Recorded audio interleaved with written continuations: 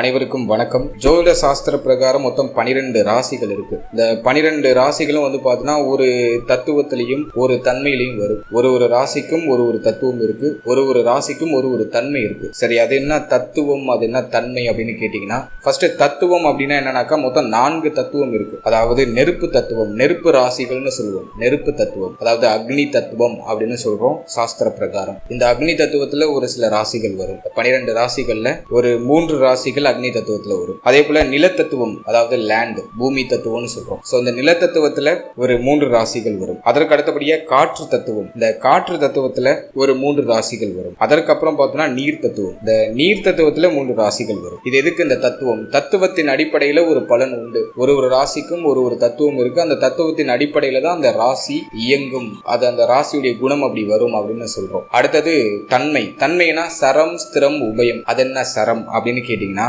சரம்னாக்கா இயக்கம், தொடர்ச்சியா இயங்கிக்கிட்டே இருக்கக்கூடிய ஒரு தன்மை, அதை சரம்னு நம்ம சொல்றோம். அடுத்த ஸ்திரம். ஸ்திரம்னா நிலைத்த தன்மைன்னு அர்த்தம். ஒரு விஷயத்துல நிலைத்த தன்மையோட இருக்கிறத ஸ்திரம்னு சொல்றோம். அடுத்தது உபயம். உபயம்னா மாற்றத்திற்கு உட்பட்டது. உபய ராசி அப்படின்னாக்கா அவங்க ஒரு ஸ்டாண்டர்டா இருக்க மாட்டாங்க. மனமாற்றம் அடையக்கூடியவர்கள், சூழ்நிலைக்கு தகுந்தாற் போல மாறக்கூடியவர்கள் அப்படின்னு சொல்லலாம். சோ இப்படி மொத்தம் 4 தத்துவம் இருக்கு, 3 தன்மை இருக்கு. இது ஒரு ராசிக்கும் அப்படியே ஒரு மாதிரி பிரிச்சு கொடுக்கப்பட்டிருக்கு. இதை அடிப்படையா வைத்து அந்த ராசியுடைய குணம், இந்த ராசியுடைய ஆக்டிவிட்டிஸ் எல்லாம் எப்படி இருக்கும் அப்படிங்கறத நம்ம பேசிக்கா அண்டர்ஸ்டாண்ட் பண்ணிக்க முடியும். சோ அதை பத்தின விளக்கம் தான் இதுல நம்ம பார்க்க போறோம். இதுல உங்களுடைய ராசி எந்த தத்துவத்துல வருது, எந்த தன்மையில வருது, அதுக்கு என்ன பலன் வருது, அது உங்களுக்கு பொருந்துதா அப்படிங்கறத ஃபர்ஸ்ட் செக் பண்ணுங்க. நீங்க ஒரு ஜோதிட ஆர்வலரா இருக்கீங்க அப்படின்னாக்கா இந்த பேசிக் இன்ஃபர்மேஷனை உங்க மைண்ட்ல 12 ராசிக்கு நீங்க அப்படியே இன்புட் பண்ணி சேவ் பண்ணிக்கிறது ரொம்ப நல்லது. நீங்க ஜோதிட ஆர்வலர் இல்ல, ஜென்ரலா நான் தெரிஞ்சுக்க ஆசைப்படுறேன் அப்படின்னா உங்க ராசி, உங்களுடைய தத்துவம் என்ன, உங்களுடைய தன்மை என்ன அப்படிங்கறது மட்டும் நீங்க அப்சர்வ் பண்ணுங்க. 12 ராசிக்கும் ஜெனரலா இதுல நான் தொகுத்து கொடுத்திருக்கேன். ஃபுல்லா பார்க்கலாம். இப்போ ஒன் மோர் திங், இது போல ரொம்ப இன்ஃபர்மேட்டிவான விஷயத்தை தெரிஞ்சுக்க நம்ம சேனலை மறக்காம சப்ஸ்கிரைப் பண்ணிக்கோங்க. வீடியோக்கு ஒரு லைக் பண்ணுங்க, உங்க ஃபேமிலி அண்ட் ஃப்ரெண்ட்ஸ் கூட ஷேர் பண்ணிக்கோங்க. இந்த ஒரே ஒரு ரிக்வெஸ்ட் மட்டும் தான் உங்களுக்கு நான் வைக்கிறேன். இப்போ நம்ம தொடர்ந்து பதிவை பார்க்கலாம். மொத்தம் 12 ராசி இருக்கு. அதுல முதல்ல நம்ம பாக்குறது மேஷம். மேஷம்னாக்கா மேஷத்துடைய அதிபதி செவ்வாய், உங்களுடைய ராசிநாதன் செவ்வாய். மேஷம் நெருப்பு தத்துவத்துல வரும். அக்னி தத்துவம் கொண்ட ஒரு ராசி தான் மேஷம். அடுத்தது எந்த தன்மையில வரும் அப்படின்னு பார்த்தோம்னா சரத்தன்மையில வரும். மேஷம் நெருப்பு தத்துவம், சரத்தன்மையில வரும். எனவே இவங்களோட பொதுவான குணம் என்னவா இருக்கும் அப்படின்னு பார்த்தோம்னா, இவங்க நல்ல தைரியசாலி, நல்ல ஆற்றல், நல்ல சுறுசுறுப்பு, வேகம் நிறைந்தவர்கள், தலைமை பண்பு மிகுந்தவர்கள். தலைமை பொறுப்பு மேல ஒரு ஈர்ப்பு இவங்களுக்கு எப்போதுமே இருக்கும். தலைமைத்துவ நோக்கிய ஒரு பயணம், ஒரு தேடல் அப்படிங்கிறது இந்த மேஷராசிக்காரர்களுக்கு எப்போதுமே இருக்கும். இதை நான் இன்னும் டீப்பா நான் அடுத்தது உங்களுக்கு சொல்றேன். இப்போ உங்களுக்கு ஃபர்ஸ்ட் ஒரு பேசிக் இன்ட்ரோ மட்டும் நான் கொடுத்துறேன். அடுத்தது 2வது ராசி ரிஷபம். ரிஷபம்னா சுக்கிரன் அதிபதியா வருவாரு. இந்த ரிஷபம் நில தத்துவத்தை அடிப்படையாக கொண்ட ஒரு ராசி. அடுத்தது ஸ்திரத்தன்மையில வரக்கூடிய ஒரு ராசி. எனவே இந்த ரிஷப ராசியில பிறக்கக்கூடியவர்களுடைய இயற்கை குணம் என்னவா இருக்கும் அப்படின்னு பார்த்தோம்னா, இந்த தத்துவம், இந்த தன்மையின் அடிப்படையில இவங்க கொஞ்சம் அதிக பொறுமை குணம் உடையவர்கள். நல்லா பார்க்க பொறுமைசாலி மாதிரி இருப்பாங்க. இவங்க ஒரு முடிவு எடுத்துட்டாங்கன்னா அதுல ரொம்ப தெளிவா இருப்பாங்க. தான் எடுத்த முடிவில் பின்வாங்காதவர்கள், நீடித்து நிலைத்த தன்மை உடையவர்கள். அதான் ஸ்திரத்தன்மை அப்படின்னு சொல்றோம். இவங்க ஒரு முடிவு எடுத்துட்டாங்கன்னா அதுல கான்பிடண்டா இருப்பாங்க, தெளிவா இருப்பாங்க. பிடிவாத குணம் அதிகம். தான் நினைச்சதை அடைஞ்சே தீரணும் அப்படிங்கிறதுல நிலைத்த தன்மையோட பிடிவாதத்தோட இருப்பாங்க. கலை ஆர்வம் உடையவர்கள், நல்ல கலை ரசனை உடையவர்கள், ஆடம்பரமான சூழ்நிலை அதிகமா விரும்பக்கூடியவர்களா இருப்பாங்க. சோ இதுதான் ரிஷபத்துடைய தத்துவத்துக்கும் தன்மைக்கும் உள்ள ஒரு பொது பலன். ஜெனரல் ஒரு ரிவ்யூ தான் உங்களுக்கு கொடுக்குறேன். அடுத்தது 3வது ராசியா வரக்கூடியது மிதுனம். மிதுனத்துடைய அதிபதி புதன். இந்த மிதுன ராசிக்காரர்கள் எந்த தத்துவத்துல வருவாங்க அப்படின்னு பார்த்தோம்னா காற்று தத்துவத்துல வருவாங்க. அடுத்தது இந்த மிதுனம் ஒரு உபய ராசி, மாற்றத்திற்கு உட்பட்ட ஒரு ராசி, தொடர்ச்சியா மனமாற்றம் அடையக்கூடிய ஒரு ராசி. அதான் உபயத்தன்மை அப்படின்னு சொல்றோம். பொதுவா காற்று தத்துவம், உபயத்தன்மை, இதுல வரக்கூடிய இந்த காம்பினேஷன் மிதுனம் எப்படி இருப்பாங்க அப்படின்னு பார்த்தோம்னா, நல்ல அறிவு கூர்மை, நல்ல பேச்சு திறன். காற்று எப்படி எல்லா இடத்துலயும் இருக்கோ இவங்க எல்லா இடத்துலயும் இருப்பாங்க. எல்லாரோடையும் எளிமையா அட்டாச் ஆகக்கூடிய அந்த ஒரு தன்மை உண்டு. ஆனா என்ன ஒரு விஷயம், கொஞ்சம் சஞ்சல குணம் உண்டு. இவங்களை யாராச்சும் ஏதாச்சும் சொல்லிட்டாங்கன்னா அதையே நினைச்சிட்டு இருப்பாங்க. அதே போல பிளெக்சிபிள் அந்த தன்மை உண்டு. அதாவது சூழ்நிலைக்கு தகுந்தாற் போல தன்னை மாத்திக்கிற அந்த ஒரு சுபாவம், அந்த ஒரு தன்மை இந்த மிதுனத்துக்கு அதிகமா உண்டு அப்படின்னு தான் நான் சொல்றேன். அடுத்தது 4வது ராசி கடகம். கடகத்துடைய அதிபதி அப்படின்னு பார்த்தோம்னா சந்திரன். கடகம் வந்து எந்த தத்துவத்துல வரும்னு பார்த்தோம்னா நீர் தத்துவத்துல வரும், ஜல தத்துவம். இவங்க வந்து சரத்தன்மை கொண்ட ஒரு ராசி, சரத்தன்மையில வரக்கூடிய ஒரு ராசி தான் கடகம். சோ கடகத்தை பொறுத்த வரைக்கும் வந்து பார்த்தோம்னா இவங்க வந்து அதிக உணர்ச்சிகரமானவர்கள், அதிக உணர்ச்சி வசப்படக்கூடியவர்கள், அன்புக்கு அதிகம் இயங்கக்கூடியவர்கள், அன்பிற்கு மயங்கக்கூடியவர்கள், தாய்மை உள்ளம் உடையவர்கள், தாய் மேல பாசம் உடையவர்கள், நல்ல கற்பனைவாதி, அதிகமா கற்பனை காணக்கூடிய அந்த ஒரு ஆற்றல், அந்த ஒரு சக்தி இவங்களுக்கு அதிகமா உண்டு. பகல் கனவு அதிகமா காணக்கூடியவர்களா இருப்பாங்க. வெண்மை நிறத்தை விரும்பக்கூடியவர்கள், வெண்மை நிறம் சார்ந்த விஷயங்கள்ல அதிக ஈடுபாடு இருக்கும். இப்படிதான் இவங்களோட அந்த பொதுத்தன்மை அப்படிங்கிறது அமையுது. அடுத்தது 5வது ராசியா வரக்கூடியது சிம்மம். சிம்மத்துடைய அதிபதி சூரியன். இந்த சிம்மம் வந்து அக்னி தத்துவம், நெருப்பு தத்துவத்துல வரும், ஸ்திரத்தன்மையில வரும். தன்மையை பொறுத்த வரைக்கும் ஸ்திரத்தன்மை.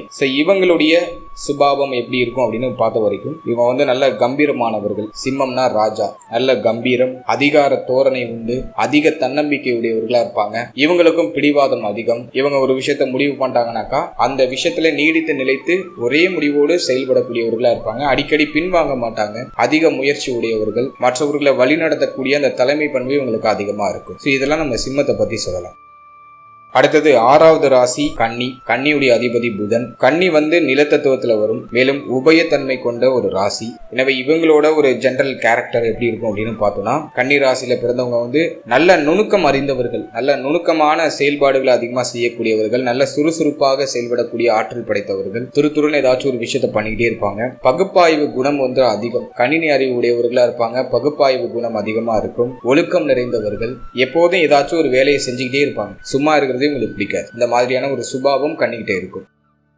அடுத்தது 7வது ராசி துலாம். துலாமோட அதிபதி வந்து சுக்கிரன். இவங்க வந்து காற்று தத்துவத்தை அதிபதியாக கொண்ட ஒரு ராசி, மேலும் சரத்தன்மை கொண்ட ஒரு ராசி. எனவே இவங்க வந்து எப்போதும் வந்து பார்த்தோம்னா ஒரு சமநிலை, எப்போதும் ஒரு சமநிலையான ஒரு மனநிலை பயணிப்பாங்க. சந்தோஷமா இருந்தாலும் சரி, துக்கமாக இருந்தாலும் சரி, எப்போதும் ஒரு சமநிலையான ஒரு உணர்வோடையே பயணிக்கக்கூடியவர்கள், நீதி தவறாதவர்கள், நீதி நேர்மைக்கு பெயர் போனவர்கள், டிசிப்ளினா இருக்கணும் அப்படின்னு தான் இவங்க ஆசைப்படுவாங்க. ஒரு இணக்கமான குணம் இவங்க கிட்ட உண்டு. எல்லாருக்கிட்டையும் ஈஸியா அட்டாச்மெண்ட் ஆயிடுவாங்க. ஒரு இணக்கமா செயல்படக்கூடிய ஒரு தன்மை உண்டு. அதே சமயத்துல இவங்களுக்கு வந்து ஒரே இடத்துல முடங்கி இருக்கிறது பிடிக்காது. ஏதாச்சும் ஒரு விஷயம் இன்ட்ரெஸ்டிங்கா பண்ணிட்டே இருக்கணும். கலைநயம் மிக்கவர்கள். இவங்களுக்கு வந்து இந்த டிராயிங் பண்றது, ஏதாச்சும் ஒரு புதுசா ஒரு விஷயத்தை கிரியேட் பண்றது, இதெல்லாம் ரொம்ப பிடிக்கும். இது வந்து துலாம் பத்தி நம்ம சொல்லலாம். அடுத்தது 8வது ராசி விருச்சகம். விருச்சகத்துடைய அதிபதி செவ்வாய். இந்த விருச்சகம் வந்து நீர் தத்துவத்தை அடிப்படையாக கொண்ட ஒரு ராசி, ஒரு ஸ்திரத்தன்மை கொண்ட ஒரு ராசி. எனவே இவங்களோட கேரக்டர் எப்படி இருக்கும் அப்படின்னு பார்த்த வரைக்கும் நல்ல ஒரு ஆழமான சிந்தனை உடையவர்கள். இவங்க வந்து ஒரு முடிவு எடுக்கிறாங்கன்னா ரொம்ப தீர்க்கமா யோசிச்சு ஆழமா முடிவு பண்ணுவாங்க. இல்ல ஆழமான சிந்தனை உண்டு. ரகசியம் அப்படிங்கிறது இவங்க கிட்ட உண்டு. ரகசியத்தை தனக்குள்ளேயே வச்சிருக்கக்கூடியவங்க, ரகசியம் காக்கக்கூடியவர்கள். இவங்களை பத்தின விஷயங்களை யாருக்கிட்டையும் பெரும்பாலும் ஷேர் பண்ணிக்க மாட்டாங்க. மர்மமான ஒரு மனிதராக இருப்பாங்க. இந்த விருச்சிக ராசிக்காரர்களை யாராலையும் புரிஞ்சுக்க முடியாது. இவங்க மற்றவர்களை ஈஸியா புரிஞ்சுப்பாங்க, அண்டர்ஸ்டாண்ட் பண்ணிப்பாங்க, மற்றவங்களை எடை போட்டுருவாங்க. ஆனா இவங்களை யாராலையும் எடை போடவும் முடியாது, புரிஞ்சுக்கவும் முடியாது. நல்ல உறுதி, ஸ்திரத்தன்மை கொண்ட ஒரு ராசி அப்படிங்கிறதுனால நல்ல உறுதியானவர்கள், தன்னுடைய முடிவுல தெளிவா இருப்பாங்க. நீர் எப்படி வந்து சூழ்நிலைக்கு தகுந்தாற் போல தன்னுடைய வடிவத்தை மாத்திக்குதோ அதே மாதிரி இவங்க வந்து இவங்களோட பயணத்துல, இவங்களுடைய இலக்குல சூழ்நிலைக்கு தகுந்தாற் போல அந்த சூழ்நிலையை அக்செப்ட் பண்ணி, அப்சர்வ் பண்ணி அதை வெற்றியா மாற்றக்கூடியவர்கள். இதெல்லாம் நம்ம வந்து விருச்சிகத்தை பத்தி பேசிக்கா சொல்லலாம். அடுத்தது 9வது ராசி தனுசு. தனுசுடைய அதிபதி வந்து குரு. இந்த தனுசு வந்து நெருப்பு தத்துவ ராசி, மேலும் உபயத்தன்மை கொண்ட ஒரு ராசி. எனவே இந்த தனுசு ராசிக்காரர்கள் பொதுவா பார்த்த வரைக்கும் நல்ல ஞானம் உடையவர்கள், நல்ல தெளிந்த ஞானம் உண்டு, நல்ல அறிவு உடையவர்கள், பலதரப்பட்ட விஷய ஞானத்தை தனக்குள்ள அடக்கி வைத்திருக்கக்கூடியவர்களா இருப்பாங்க. அதற்கு அடுத்தபடியா நம்ம பார்க்கறது தர்ம சிந்தனை அதிகம். இவங்ககிட்ட யாராச்சும் வந்து ஒரு உதவி கேட்கிறாங்க அப்படின்னாக்கா அந்த உதவியை உடனே செய்யக்கூடியவர்கள், தர்ம சிந்தனை அதிகம் உடையவர்கள் அப்படின்னு சொல்லிடலாம். அதற்கு அடுத்தபடி நேர்மையானவர்கள், நேர்மை தவறாதவர்கள். இந்த தனுசு ராசியில பிறந்து நேர்மையற்றவர்கள் ரொம்ப சொற்ப பேர் தான். ஒளிவு மறைவு இல்லாம பேசிடுவாங்க, நேர்மையா இருப்பாங்க, தன்னுடைய விஷயத்துல ரொம்ப கரெக்டா இருப்பாங்க. ஆனா அதிக கோபம் வரும். நெருப்பு தத்துவ ராசி அப்படிங்கிறதுனால அதிக கோபம் வரும். அதே போல உபய ராசி அப்படிங்கிறதுனால கோபத்தை தனக்குள்ளே அடக்கிப்பாங்க. அந்த கோபத்தை மேக்சிமம் வெளிக்காட்டாம தனக்குள்ளே அடக்கிப்பாங்க. அந்த மாதிரியான ஒரு தன்மை தனுசுக்கு உண்டு.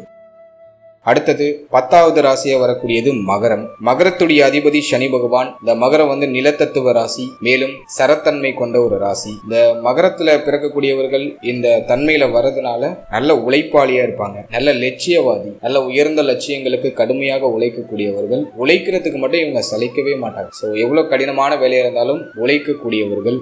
ஒழுக்கத்தையும் ஒழுங்கையும் அதிகமா விரும்பக்கூடியவர்கள். ஒரு ஒழுங்கா ஒரு டிசிப்ளினா எல்லாத்தையும் செய்யணும் அப்படின்னு ஆசைப்படக்கூடியவங்க தான் மகரம். சற்று சோம்பேறி குணம் உண்டு, இருப்பினும் ஒரு சரத்தத்துவ ராசி அப்படிங்கிறதுனால இயங்கி கொண்டே இருக்கக்கூடிய ஒரு ராசி. உங்களுடைய மனசு தொடர்ச்சியா இயங்கிக்கிட்டே இருக்கும், ஏதாச்சும் ஒரு விஷயத்தை தேடிக்கிட்டே இருக்கும். எனவே இவங்களோட லட்சியம், உழைப்பு, ஒரு ஒழுக்கம் இதெல்லாம் பிரமாதமா இருக்கும். அடுத்தது 11வது ராசி கும்பம். கும்பத்துடைய அதிபதியும் சனி பகவான் தான். இந்த கும்பம் காற்று தத்துவ ராசியா வரும், மேலும் ஸ்திரத்தன்மை கொண்ட ஒரு ராசி. எனவே இவங்க காற்று தத்துவம், ஸ்திரத்தன்மை இதுல வரதுனால சமூக சிந்தனை கும்பத்துக்கு அதிகம். தனித்துவமான ஒரு குணத்தை படைத்தவர்கள். சமுதாயத்துக்கு உழைக்கணும். நிறைய பேர் அரசியல் சார்ந்த விஷயங்கள்ல ஈடுபடுவாங்க, தொண்டு செய்யக்கூடிய ஒரு அமைப்புல ஈடுபடுவாங்க. அதே போல தனித்துவமான சிந்தனை உண்டு இவங்க கிட்ட. தனிமையை அதிகமா விரும்பக்கூடியவர்கள், மேலும் ஸ்திரத்தன்மை கொண்ட ஒரு ராசி அப்படிங்கிறதுனால நல்ல அறிவு கூர்மை உண்டு. இவங்க யோசிக்கிற விதம்லாம் பார்த்தோன்னா ரொம்ப பிரமாதமா இருக்கும், ரொம்ப யூனிக்கா இருக்கும், டிஃப்ரெண்டா திங்க் பண்ணுவாங்க. அந்த மாதிரியான ஒரு பர்சன் தான் கும்பம். அடுத்தது நம்ம பார்க்கறது 12வது ராசி மீனம். மீனத்துடைய அதிபதி குரு, மேலும் இவங்க நீர் தத்துவ ராசி, உபய ராசி. எனவே மீனத்துக்கு பொதுவா பார்த்தோன்னா நல்ல கருணை உள்ளம் உண்டு, நல்ல ஆன்மீக சிந்தனை உண்டு. ஆன்மீகத்துல அதிக ஆர்வம் மீனத்துக்கு வந்துடும். தியாக மனப்பான்மை உடையவர்கள். நீர் தத்துவ ராசி மற்றும் உபயத்தன்மை கொண்ட ராசி அப்படிங்கிறதுனால தியாக மனப்பான்மை உண்டு. நிலையற்ற மனம் உடையவர்கள். இவங்களுடைய மனமும் இவங்களுடைய சிந்தனையும் அடிக்கடி மாறிக்கிட்டே இருக்கும். நீர் தத்துவ ராசி அப்படிங்கிறதுனால சூழ்நிலைக்கு தகுந்தாற் போல தன்னை மாத்திக்கிற ஒரு குணம் மீன உண்டு. எல்லாத்துக்கும் இவங்க பிளெக்சிபிள் அப்படின்னு சொல்லிடலாம். அந்த தன்மை மீனத்துக்கு உண்டு. இப்போ நீங்க இது வரைக்கும் 12 ராசிக்கும் உள்ள அந்த தத்துவம் மற்றும் தன்மை, அதன் அடிப்படையில் ஒரு ஜெனரல் ப்ரெடிக்ஷனை பார்த்திருக்கோம். இப்போ ஓவராலா இது ஒரு தொகுத்து நம்ம சொல்லும்போது தத்துவம்னு பார்க்கும்போது ஃபர்ஸ்ட் நெருப்பு தத்துவம். நெருப்பு தத்துவத்துல மேஷம், சிம்மம், தனுசு இது 3 வந்துடும். பொதுவாக அந்த நெருப்பு தத்துவத்துல பிறக்கக்கூடியவர்கள் இவங்களோட செயல்பாடுல ரொம்ப கவனமா இருப்பாங்க. அதே போல ஆற்றல் நிறைந்தவர்கள், நல்ல உத்வேகம் நிறைந்தவர்கள், சற்று கோப குணம் அதிகமா வரும். இந்த 3 ராசிக்கு மேஷம், சிம்மம், தனுசு 3க்கும் கோபம் அதிகமா வரும். தலைமை பண்பு நிறைந்தவர்கள். இவங்களை நம்பி ஒரு விஷயத்தை ஒப்படைக்கிறவங்கனாக்கா அது கரெக்டா முடிஞ்சிடும் அப்படிங்கறத நம்ம நம்பலாம். முன்னேறி செல்ல வேண்டும் அப்படிங்கிற ஒரு வெறி உண்டு. வாழ்க்கையில எப்படியாச்சும் பெரிய இடத்தை பிடிக்கணும் அப்படிங்கிற அந்த ஒரு எண்ண ஓட்டம் இவங்க மனசுல ஓடிக்கிட்டே இருக்கும். தலைமைத்துவத்தை நோக்கிய ஒரு பயணம் இவங்க கிட்ட எப்போதுமே இருக்கும். இதுதான் நெருப்பு தத்துவம். அடுத்த நிலத்தத்துவ ராசி அப்படின்னு பார்க்கும்போது ரிஷபம், கன்னி, மகரம் இது 3 நிலத்தத்துவத்துல வந்துடும். எனவே இவங்களை பொறுத்த வரைக்கும் இவங்க ஒரு விஷயத்த நினைச்சிட்டாங்கன்னா அதை எப்படியாச்சும் அடைஞ்சே தீரணும் அப்படிங்கறதுல தெளிவா இருப்பாங்க. பிடிவாத குணம் அதிகம். ஸ்திரமான ஒரு தன்மை உடையவர்கள். ஸ்திரமான ஒரு விஷயத்துல நீடித்து நிலைத்து இருக்கக்கூடியவர்களா இருப்பாங்க. நடைமுறை வாதம் உடையவர்கள். எல்லா விஷயத்தையும் பிராக்டிக்கலா திங்க் பண்ணக்கூடிய ஒரு பர்சனா இருப்பாங்க. பொருள் சார்ந்த விஷயத்துல அதிக நாட்டம் உண்டு. ஆடம்பரம், அதிக செலவு செய்யறது, மகிழ்ச்சியா இருக்கிறது, கேளிக்கையா இருக்கிறது அதெல்லாம் இவங்களுக்கு ரொம்ப பிடிக்கும். எல்லாத்தையும் திட்டமிட்டு செயல்பட கூடியவர்கள். பொறுமைசாலிகள். இவங்க ரொம்ப எல்லாத்துக்கும் அவசரப்பட மாட்டாங்க. கொஞ்சம் பொறுமையா நிதானமா இருந்து காரியத்தை சாதிக்கக்கூடியவர்களா இருப்பாங்க. அடுத்தது 3வதா பார்க்கறது காற்று தத்துவம். காற்று தத்துவத்துல பார்த்தோம்னா மிதுனம், துலாம், கும்பம் இந்த 3 ராசியும் காற்று தத்துவத்துல வந்துடும். பொதுவா காற்று தத்துவம்னாலே அறிவு, இந்த சமூக தொடர்பு, தொலை தொடர்பு, மற்றவங்க கிட்ட கம்யூனிகேட் பண்றது, மற்றவங்களுக்கு ஒரு விஷயத்த சொல்லி புரிய வைக்கிறது, இதெல்லாம் இந்த 3 ராசிக்கு பிரமாதமா வரும். காற்றுனாலே ஒரு கம்யூனிகேஷன், பேச்சு. இவங்கள்ட்ட பேச்சு தெளிவா இருக்கும். மிதுனம், துலாம், கும்பம் இந்த 3 ராசியும் காற்று தத்துவம். நல்ல பேச்சு, கம்யூனிகேஷன் ஸ்கில் எல்லாம் இவங்ககிட்ட பிரமாதமா இருக்கும். பேச்சு சம்பந்தப்பட்ட துறையில இவங்க சாதிக்கிறதுக்கான வாய்ப்பு உண்டு. மற்றவங்களுக்கு வழிகாட்ட சொன்னா தெளிவா வழிகாட்டிடுவாங்க. புதிய புதிய கருத்துக்களை உருவாக்கி பேசுறதுல வல்லவர்களா இருப்பாங்க. இவங்களுடைய பேச்சின் மூலமா எல்லாரையும் ஈர்க்கக்கூடிய அந்த ஒரு ஆற்றல் இவங்களுக்கு அதிகம் அப்படின்னு சொல்லலாம். அடுத்தது 4வதா நம்ம பார்க்குற தத்துவம் நீர் தத்துவம். இதுல கடகம், விருச்சிகம், மீனம் இந்த 3 ராசியும் நீர் தத்துவத்துல வரும். இந்த 3 ராசிக்காரர்களும் உணர்ச்சி மிக்கவர்கள். அதாவது உணர்ச்சிகளை கட்டுப்படுத்த முடியாதவர்கள், அதிக உணர்ச்சி வசப்படக்கூடியவர்கள். இவங்களுக்கு உள்ளுணர்வு அதிகமா இருக்கும். அடுத்தது என்ன நடக்க போகுது அப்படிங்கறத முன்கூட்டியே உணரக்கூடிய ஆற்றல் இவங்களுக்கு உண்டு. ஆன்மீகத்தின் மேல அதிக நாட்டம் உண்டு. மற்றவர்களுடைய உணர்வுகளை எளிமையா புரிந்து கொள்ளக்கூடிய திறன் இவர்களுக்கு உண்டு. தியாக மனப்பான்மை, மற்றவங்களுக்கு உதவி செய்யணும் அப்படிங்கிற அந்த ஒரு எண்ணம், பாசத்திற்கு மட்டும் அடங்கி போகக்கூடிய ஒரு குணம், அதெல்லாம் இந்த நீர் தத்துவ ராசிக்கு உண்டு. அதாவது கடகம், விருச்சகம், மீனத்துக்கு உண்டு.